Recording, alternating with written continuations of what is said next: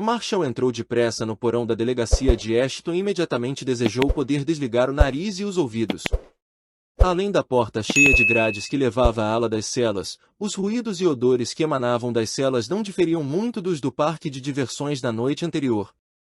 Ao vir para cá, ele havia notado como as ruas estavam quietas esta manhã.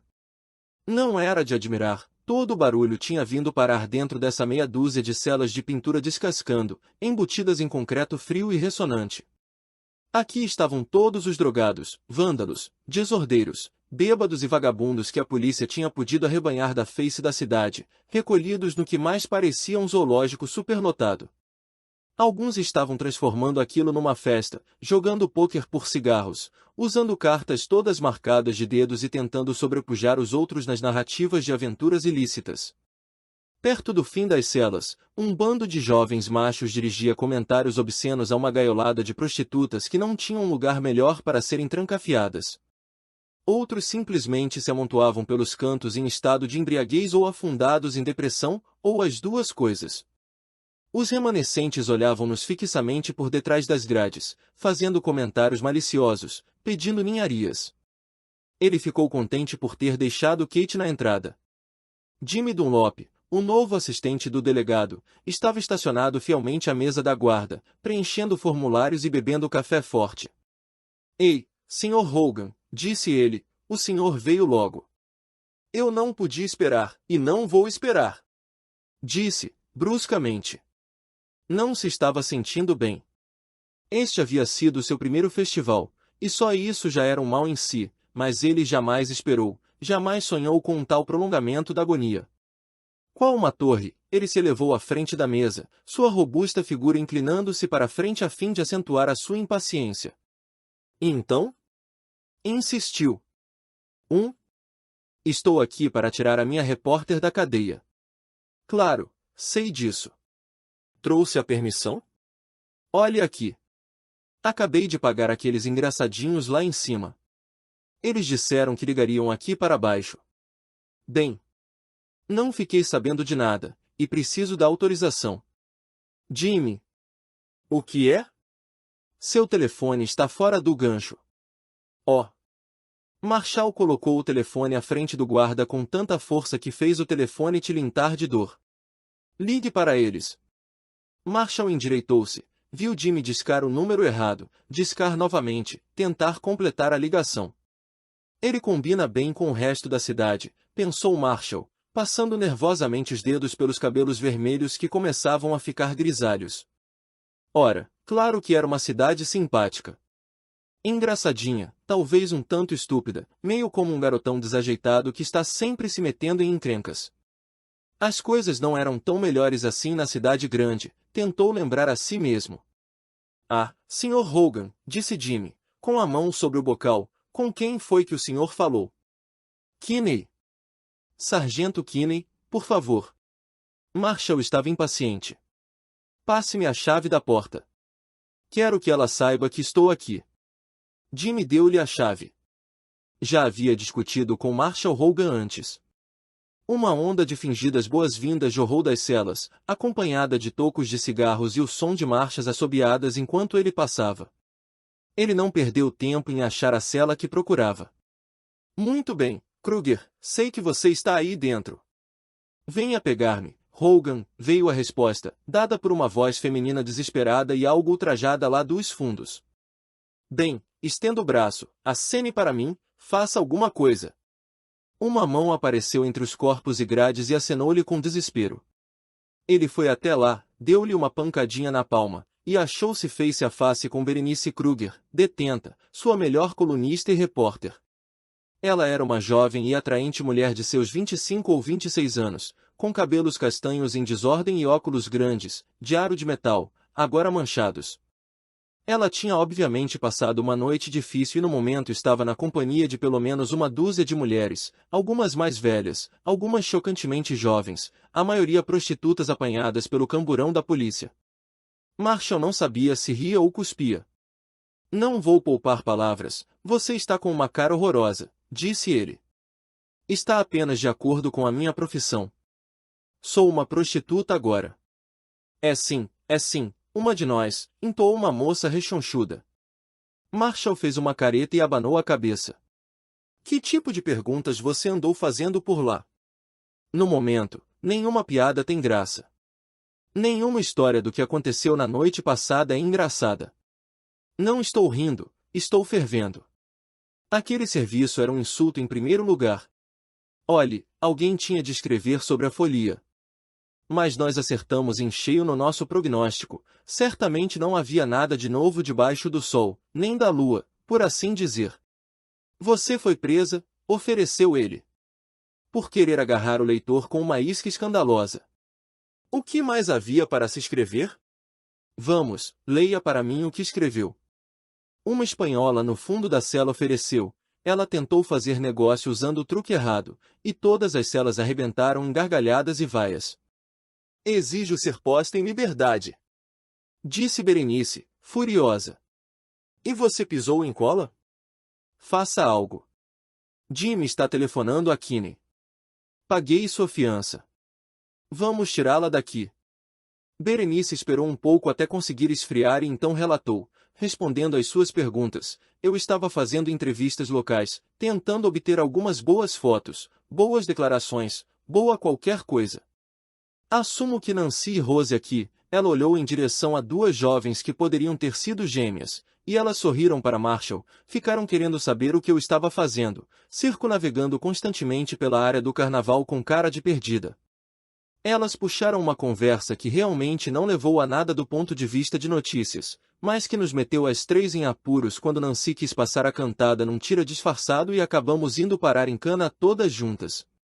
Acho que ela se sairia bem na profissão, brincou Nancy, enquanto Rose fingia que lhe dava um tabefe. Marshall perguntou, e você não lhe mostrou sua identidade, sua carteira de jornalista? Ele nem me deu chance. Eu lhe disse quem era. Bem, ele a ouviu? Perguntou Marshall às moças. Ele ouviu o que ela disse? Elas simplesmente deram de ombros, mas Berenice engrenou a voz a toda e gritou, este tom é alto bastante para você? Foi o que usei ontem à noite enquanto ele me botava as algemas. Bem-vinda a Ashton. Vou tomar a insígnia dele. Apenas fará seu peito ficar verde. Holger ergueu a mão a fim de impedir outra explosão. Ei, olhe, não vale a chateação, existem outras escolas de pensamento. Berenice, tem umas coisas que adoraria ver impressas, com 4 colunas de largura, tudo acerca do supertiro e daquele cretino paradão que é o chefe. E por falar nisso, onde está ele? Quem? Você está falando do Brumel. Ele tem um jeitinho muito conveniente de desaparecer, sabia? Ele sabe quem sou. Onde está ele? Não sei. Não consegui entrar em contato com ele hoje de manhã. E ele me deu as costas ontem à noite. Do que você está falando? Subitamente, ela fechou a boca, mas Marshall leu seu rosto tão claramente quanto se ali estivesse escrito, não se esqueça de me perguntar mais tarde. Naquele exato momento, a grande porta se abriu e Jimmy Dunlop entrou. Marshall entrou depressa no porão da delegacia de Ashton e imediatamente desejou poder desligar o nariz e os ouvidos. Além da porta cheia de grades que levava à ala das celas, os ruídos e odores que emanavam das celas não diferiam muito dos do parque de diversões da noite anterior.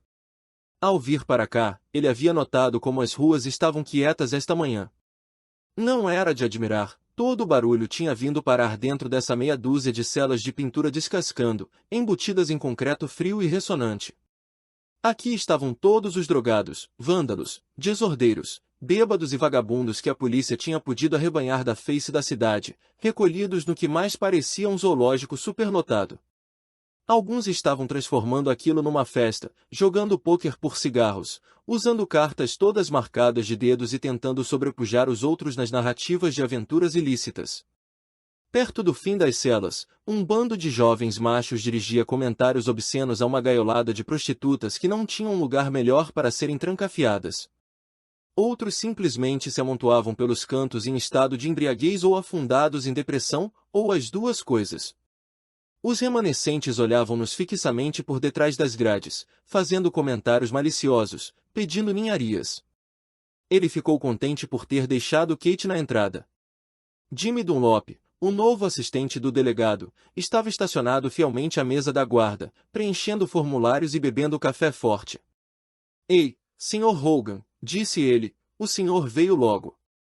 Eu não podia esperar, e não vou esperar. Disse, bruscamente. Não se estava sentindo bem. Este havia sido seu primeiro festival, e só isso já era um mal em si, mas ele jamais esperou, jamais sonhou com um tal prolongamento da agonia. Qual uma torre, ele se elevou à frente da mesa, sua robusta figura inclinando-se para a frente a fim de acentuar a sua impaciência. E então? Insistiu. Estou aqui para tirar a minha repórter da cadeia. Claro, sei disso. Trouxe a permissão? Olhe aqui. Acabei de pagar aqueles engraçadinhos lá em cima. Eles disseram que ligariam aqui para baixo. Bem, não fiquei sabendo de nada, e preciso da autorização. Jimmy. O que é? Seu telefone está fora do gancho. Oh. Marshall colocou o telefone à frente do guarda com tanta força que fez o telefone tilintar de dor. Ligue para eles. Marshall endireitou-se, viu Jimmy discar o número errado, discar novamente, tentar completar a ligação. Ele combina bem com o resto da cidade, pensou Marshall, passando nervosamente os dedos pelos cabelos vermelhos que começavam a ficar grisalhos. Ora, claro que era uma cidade simpática. Engraçadinha, talvez um tanto estúpida, meio como um garotão desajeitado que está sempre se metendo em encrencas. As coisas não eram tão melhores assim na cidade grande, tentou lembrar a si mesmo. Ah, Sr. Hogan, disse Jimmy, com a mão sobre o bocal, com quem foi que o senhor falou? Kinney. Sargento Kinney, por favor. Marshall estava impaciente. Passe-me a chave da porta. Quero que ela saiba que estou aqui. Jimmy deu-lhe a chave. Já havia discutido com Marshall Hogan antes. Uma onda de fingidas boas-vindas jorrou das celas, acompanhada de tocos de cigarros e o som de marchas assobiadas enquanto ele passava. Ele não perdeu tempo em achar a cela que procurava. Muito bem, Kruger, sei que você está aí dentro. Venha pegar-me, Hogan, veio a resposta, dada por uma voz feminina desesperada e algo ultrajada lá dos fundos. Bem, estenda o braço, acene para mim, faça alguma coisa. Uma mão apareceu entre os corpos e grades e acenou-lhe com desespero. Ele foi até lá, deu-lhe uma pancadinha na palma, e achou-se face a face com Berenice Kruger, detenta, sua melhor colunista e repórter. Ela era uma jovem e atraente mulher de seus 25 ou 26 anos, com cabelos castanhos em desordem e óculos grandes, de aro de metal, agora manchados. Ela tinha obviamente passado uma noite difícil e no momento estava na companhia de pelo menos uma dúzia de mulheres, algumas mais velhas, algumas chocantemente jovens, a maioria prostitutas apanhadas pelo camburão da polícia. Marshall não sabia se ria ou cuspia. Não vou poupar palavras, você está com uma cara horrorosa, disse ele. Está apenas de acordo com a minha profissão. Sou uma prostituta agora. É sim, uma de nós, entoou uma moça rechonchuda. Marshall fez uma careta e abanou a cabeça. Que tipo de perguntas você andou fazendo por lá? No momento, nenhuma piada tem graça. Nenhuma história do que aconteceu na noite passada é engraçada. Não estou rindo, estou fervendo. Aquele serviço era um insulto em primeiro lugar. Olhe, alguém tinha de escrever sobre a folia. Mas nós acertamos em cheio no nosso prognóstico, certamente não havia nada de novo debaixo do sol, nem da lua, por assim dizer. Você foi presa, ofereceu ele. Por querer agarrar o leitor com uma isca escandalosa. O que mais havia para se escrever? Vamos, leia para mim o que escreveu. Uma espanhola no fundo da cela ofereceu. Ela tentou fazer negócio usando o truque errado, e todas as celas arrebentaram em gargalhadas e vaias. Exijo ser posta em liberdade. Disse Berenice, furiosa. E você pisou em cola? Faça algo. Jimmy está telefonando a Kinney. Paguei sua fiança. Vamos tirá-la daqui. Berenice esperou um pouco até conseguir esfriar e então relatou, respondendo às suas perguntas. Eu estava fazendo entrevistas locais, tentando obter algumas boas fotos, boas declarações, boa qualquer coisa. Assumo que Nancy e Rose aqui. Ela olhou em direção a duas jovens que poderiam ter sido gêmeas, e elas sorriram para Marshall, ficaram querendo saber o que eu estava fazendo, circunavegando constantemente pela área do carnaval com cara de perdida. Elas puxaram uma conversa que realmente não levou a nada do ponto de vista de notícias, mas que nos meteu as três em apuros quando Nancy quis passar a cantada num tira disfarçado e acabamos indo parar em cana todas juntas. Acho que ela se sairia bem na profissão, brincou Nancy, enquanto Rose fingia que lhe dava um tabefe. Marshall perguntou, e você não lhe mostrou sua identidade, sua carteira de jornalista? Ele nem me deu chance. Eu lhe disse quem era. Bem, ele a ouviu? Perguntou Marshall às moças. Ele ouviu o que ela disse? Elas simplesmente deram de ombros, mas Berenice engrenou a voz a toda e gritou, este tom é alto bastante para você? Foi o que usei ontem à noite enquanto ele me botava as algemas. Bem-vinda a Ashton. Vou tomar a insígnia dele. Apenas fará seu peito ficar verde. Holger ergueu a mão a fim de impedir outra explosão. Ei, olhe, não vale a chateação, existem outras escolas de pensamento. Berenice, tem umas coisas que adoraria ver impressas, com 4 colunas de largura, tudo acerca do Supertire e daquele cretino paradão que é o chefe. E por falar nisso, onde está ele? Quem? Você está falando do Brumel. Ele tem um jeitinho muito conveniente de desaparecer, sabia? Ele sabe quem sou. Onde está ele? Não sei. Não consegui entrar em contato com ele hoje de manhã. E ele me deu as costas ontem à noite. Do que você está falando? Subitamente, ela fechou a boca, mas Marshall leu seu rosto tão claramente quanto se ali estivesse escrito, não se esqueça de me perguntar mais tarde. Naquele exato momento, a grande porta se abriu e Jimmy Dunlop entrou. Falaremos a respeito depois, disse Marshall. Tudo certo, Jimmy? Jimmy estava intimidado demais pelos berros, exigências, vaias e apupos vindos das gaiolas para responder de pronto. Mas uma coisa era certa, ele tinha a chave da cela na mão, e isso era suficiente. Afastem-se da porta, por favor, ordenou ele. Ei, quando é que a sua voz vai mudar? Foi característica das respostas que obteve. Mas elas se afastaram da porta. Jimmy abriu, Berenice saiu rapidamente, e ele bateu a porta e a trancou atrás dela. Muito bem, disse ele, você está livre para sair sob fiança. Será notificada sobre a data em que terá de comparecer perante o juiz. Quero apenas que me devolva minha bolsa, minha carteira de jornalista, meu bloco de anotações e minha máquina fotográfica. Sibilou a moça, dirigindo-se à porta. Kate Hogan, uma ruiva séria e esbelta, havia tentado aproveitar bem o tempo enquanto esperava lá em cima, no vestíbulo do tribunal.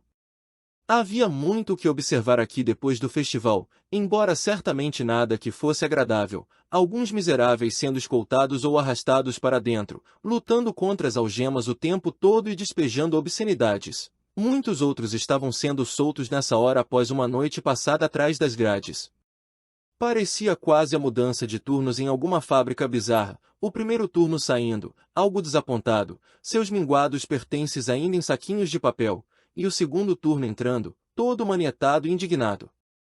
A maioria dos policiais era estranha, vinda de outras partes, trabalhando horas extras para reforçar a minúscula equipe de Ashton, e não estavam sendo pagos para ser bondosos ou educados. A mulher de bochechas caídas sentada à escrivaninha principal tinha 2 cigarros esfumaçando no cinzeiro, mas pouco tempo para tirar uma tragada entre o processar de papéis de cada caso que entrava ou saía. Pelo que Kate podia ver, a operação toda parecia muito apressada e desleixada. Havia alguns advogados baratos passando os cartões, mas uma noite na cadeia parecia ser o castigo máximo que qualquer uma daquelas pessoas teria de enfrentar, e a única coisa que desejavam agora era sair da cidade em paz. Kate meneou inconscientemente a cabeça. Pensar na pobre Berenice sendo arrebanhada por esse lugar adentro como se fosse ralé. A moça devia estar furiosa. Ela sentiu um braço forte mas meio enlaçá-la, e deixou-se afundar em seu abraço. Disse, isso é o que chamo de mudança agradável. Depois do que tive de ver lá embaixo, preciso de um bálsamo, disse-lhe Marshall. Ela colocou o braço em volta dele e o puxou para perto de si. É isto que acontece todos os anos? Perguntou ela. Não, ouvi dizer que piora cada vez mais. Kate meneou a cabeça outra vez, e Marshall acrescentou, mas o Clarim terá algo a dizer sobre isso. Ashton bem que poderia usar uma mudança de direção, a esta altura, eles já deviam estar enxergando isso. Como está Berenice? Ela será um colosso de redatora por uns tempos. Está bem. Sobreviverá. Você vai conversar com alguém a respeito de tudo isso? Alf Brumel não está por aí. Ele é sabido. Mas eu o pegarei mais tarde hoje e verei o que posso fazer. E não me importaria de receber meus $20 de volta. Bem, ele deve estar ocupado. Eu detestaria ser o delegado num dia como hoje. Oh, ele detestará o cargo muito mais se isso estiver em meu poder. A volta de Berenice de uma noite de encarceramento foi marcada por um semblante carregado e passos secos, batendo com força no linóleo. Ela também carregava um saco de papel, furiosamente rebuscando dentro dele para assegurar-se de que continha todas as suas coisas. Kate estendeu os braços a fim de dar um abraço reconfortante em Berenice. Berenice, como está?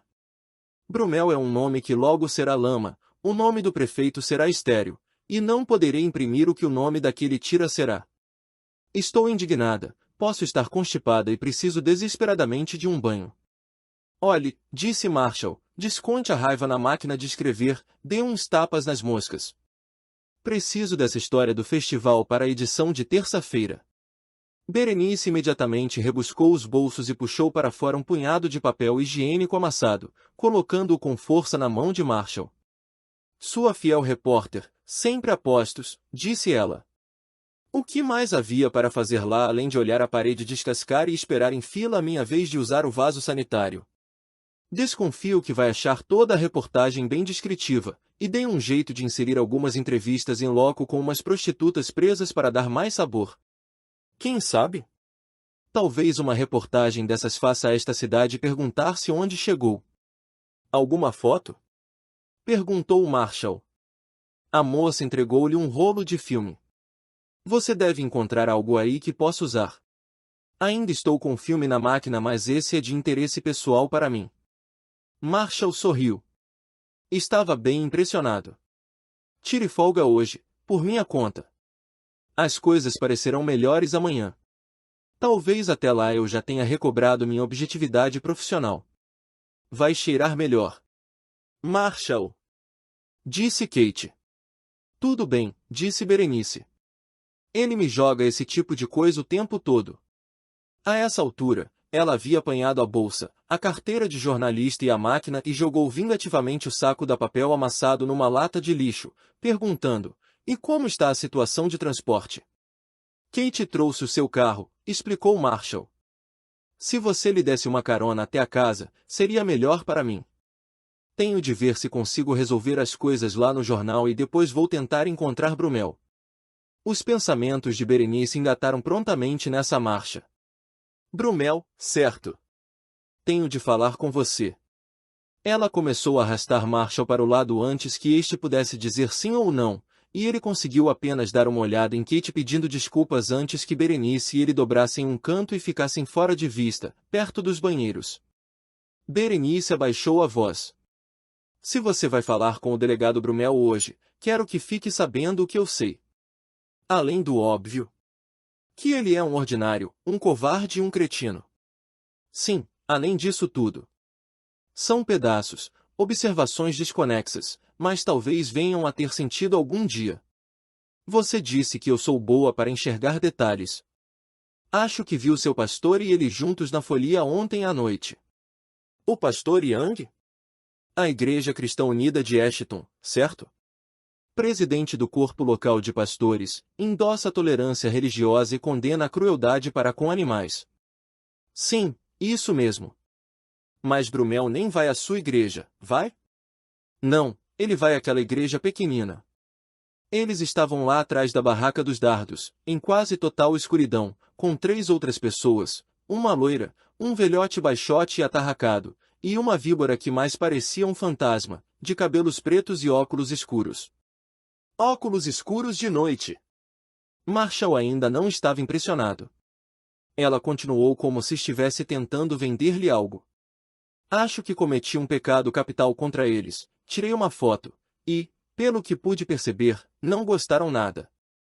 Brumel ficou bem nervoso e, ao falar comigo, gaguejava. Yang pediu-me em tom firme que saísse, dizendo, esta é uma reunião particular. O gorducho deu-me as costas e a mulher fantasmagórica ficou simplesmente a olhar para mim com a boca aberta. Você já pensou em como encarará tudo isso depois de um bom banho e uma noite decente de sono?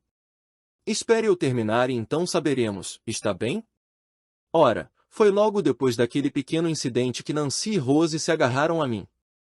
O que quero dizer é que não fui eu que as procurei, elas me procuraram, e logo a seguir fui presa e minha máquina confiscada.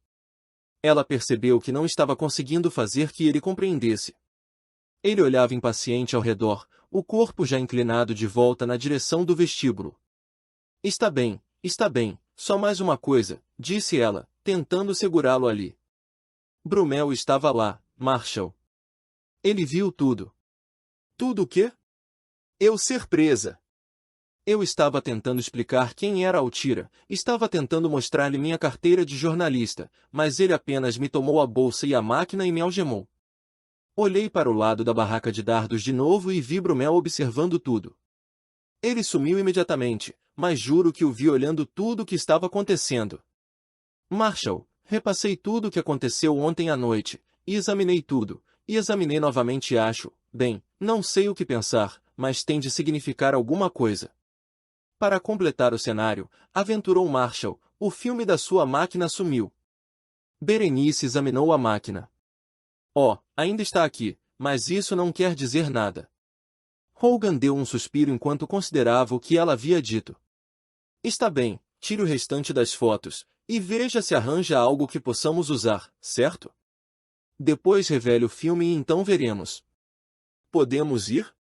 Será que eu já cometi erros impulsivos, imprudentes, por excesso de confiança como este antes? Claro que sim. Ora, faça-me o favor. Não dá para confiar um pouquinho, pelo menos desta vez? Tentarei fechar os olhos. Sua esposa está esperando. Eu sei. Marshall não sabia bem o que dizer a Kate quando se reuniram a ela. Desculpe o que aconteceu, murmurou ele. Então, disse Kate, tentando apanhar o assunto no ponto em que haviam interrompido, estávamos falando de condução. Berenice, tive de trazer seu carro aqui para você tê-lo a fim de ir para casa. Se você me deixar em casa. Sim, certo, disse Berenice. E, Marshall, tenho uma porção de coisas que fazer hoje à tarde. Você pode apanhar a Sandy depois da aula de psicologia dela? Marshall não disse nada, mas seu rosto mostrava um sonoro não. Kate pegou um molho de chaves na bolsa e o entregou a Berenice. Seu carro está logo ali na esquina, próximo do nosso, no espaço reservado à imprensa. Por que você não vai buscá-lo? Berenice entendeu a deixa e saiu. Kate segurou Marshall com um braço amoroso e examinou seu rosto por um momento. Ei, vamos. Tente. Pelo menos uma vez. Mas brigas de galo são ilegais neste estado.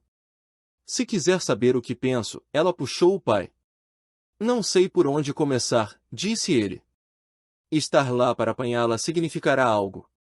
Aproveite a chance. Enquanto se encaminhavam na direção da porta, Marshall, correndo os olhos ao redor, deixou seus instintos examinarem a situação. Você entende esta cidade, Kate? Disse, afinal. É como um tipo de doença. Todo mundo por aqui está com a mesma moléstia esquisita. Uma manhã ensolarada sempre ajuda a fazer com que os problemas da noite anterior pareçam menos graves. Era nisso que Aunt Bush estava pensando ao abrir a porta de tela da frente da casa e pisar no pequeno degrau de concreto.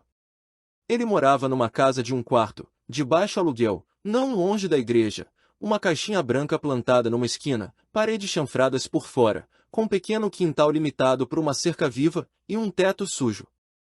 Não era muita coisa, e às vezes parecia menos ainda, mas era o máximo que o seu salário de pastor lhe permitia. Ora, ele não estava reclamando. Ele e Mary se encontravam confortáveis e abrigados, e a manhã estava linda. Esse era o dia em que podiam dormir até mais tarde, e 2 litros de leite esperavam na base dos degraus. Ele os apanhou, antecipando o prazer de uma tigela de cereal encharcado em leite, pequena distração de suas provações e tribulações. Ele já tinha passado por dificuldades antes. Seu pai havia sido pastor enquanto Ank era menino, e os dois haviam atravessado juntos muita glória e muitos apertos, do tipo ligado a plantar igrejas, pastorear, ser pregador itinerante. Ank soubera desde criança que essa era a vida que queria, a forma pela qual desejava servir ao Senhor. Para ele, a igreja sempre foi um lugar muito emocionante onde se trabalhar. Fora emocionante ajudar o pai nos primeiros anos, emocionante passar pela faculdade bíblica e depois pelo seminário, e então 2 anos como pastor estagiário. Era emocionante também agora, mas lembrava a esfuziante sensação que os texanos devem ter sentido no Álamo. Ank tinha apenas 26 anos, e geralmente era cheio de ardente entusiasmo, mas este pastorado, o primeiro, parecia um lugar difícil de pegar fogo. Alguém havia apagado o último resquício de chama, e ele não sabia o que pensar a respeito. Por algum motivo, havia sido eleito pastor, o que significava que alguém nessa igreja desejava o seu tipo de ministério, mas então havia os outros, aqueles que tornavam a coisa emocionante. Tornavam-no emocionante todas as vezes que ele pregava acerca do arrependimento, tornavam-no emocionante todas as vezes que ele confrontava o pecado na comunidade, tornavam-no emocionante todas as vezes que ele falava da cruz de Cristo e da mensagem da salvação. Nesse ponto, era mais a fé e a segurança que Ank tinha no fato de estar onde Deus queria que estivesse do que outro fator qualquer que o mantinha firme nos seus propósitos, inabalavelmente em pé, apesar de atacado. Ora, bem, pensou Ank consigo mesmo, pelo menos desfrute amanhã. O Senhor a colocou aqui para você. Tivesse ele entrado de costas na casa sem se voltar, ter-se-ia poupado um insulto, e mantido seu espírito leve. Mas ele se voltou para entrar, e imediatamente viu as imensas letras, negras, escorridas, pichadas na frente da casa: "Você é um homem morto." A última palavra era obscena. Os seus olhos viram aquilo, e então correram lentamente de um lado a outro da casa, absorvendo tudo o que viam. Era uma dessas coisas que demora para registrar. Tudo o que ele pôde fazer foi ficar parado um instante, primeiro tentado imaginar quem teria feito aquilo, depois querendo saber por quê, e então querendo saber se daria para limpar. Ele olhou mais de perto, tocou as letras com o dedo. Tinha de ter sido feito durante a noite, já estava bem seco. "Benzinho", veio de dentro a voz de Mary, "você está com a porta aberta." Foi tudo o que ele disse, não tendo palavra melhor. Realmente não queria que ela soubesse. Entrou em casa, fechou com firmeza a porta e reuniu-se a Mary, linda jovem de cabelos longos, para o desjejum, uma tigela de cereal e torradas quentes com manteiga. Aqui, apesar de um céu nublado, Ank tinha um cantinho ensolarado que era a mimosa e brincalhona esposa, com sua risadinha melodiosa. Ela era uma boneca e possuía fibra também. Ank muitas vezes sentia remorsos pelo fato de ela ter de enfrentar as lutas que estavam enfrentando. Afinal, ela podia ter se casado com um contador ou com um vendedor de seguros, estável e maçante, mas ela lhe fornecia tremendo apoio, sempre presente, sempre acreditando que Deus daria um jeito e sempre acreditando em Ank também. "O que há de errado?" perguntou ela de imediato. "Bolas.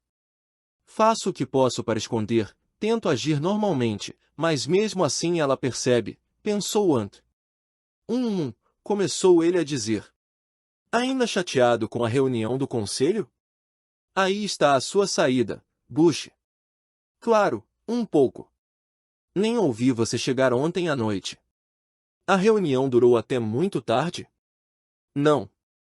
Alf Brumel teve de sair para uma reunião importante da qual ele não quis falar, e os outros, você sabe como é, apenas disseram o que queriam e se foram, deixando-me ali para me recuperar por conta própria. Fiquei por lá e orei durante algum tempo. Acho que funcionou. Senti-me bem depois." Ele se animou um pouquinho. "Para falar a verdade, realmente senti que o senhor me confortava ontem à noite." Acho que eles escolheram uma hora bem esquisita para convocar uma reunião do conselho, logo durante o festival, disse ela. E na noite de domingo? Disse ele através dos flocos de milho. Eu mal tinha acabado de dar início ao culto e lá estavam eles convocando uma reunião. A respeito da mesma coisa? Acho que estão apenas usando Lu como desculpa para causarem encrenca. Bem, o que você lhes disse? A mesma coisa, vez após vez. Apenas fizemos o que a Bíblia manda, eu procurei o Lu, depois eu e o John procuramos o Lu, e depois apresentamos o problema ao restante da igreja, e então nós o eliminamos da comunhão. Bem, parecia mesmo ser o que a congregação decidiu. Mas por que o conselho não consegue acatar a decisão? Eles não sabem ler. Os 10 mandamentos não fazem referência ao adultério? Eu sei. Ank pôs a colher na mesa a fim de poder gesticular melhor. E eles estavam bravos comigo ontem à noite. Começaram a jogar todo aquele negócio de não julgar para não ser julgado para cima de mim. Quem? Ora, a mesma panelinha do Brumel, Alf, Santarner, Gordon Mayer, você sabe, a velha guarda. Bem, não deixe que eles o intimidem. Pelo menos não me farão mudar de ideia. Mas não sei que tipo de segurança no emprego essa atitude me garante. Agora Mary estava ficando indignada. Bem, não dá para entender o que há de errado com Alf Brumel. Será que ele tem algo contra a Bíblia ou a verdade ou o quê?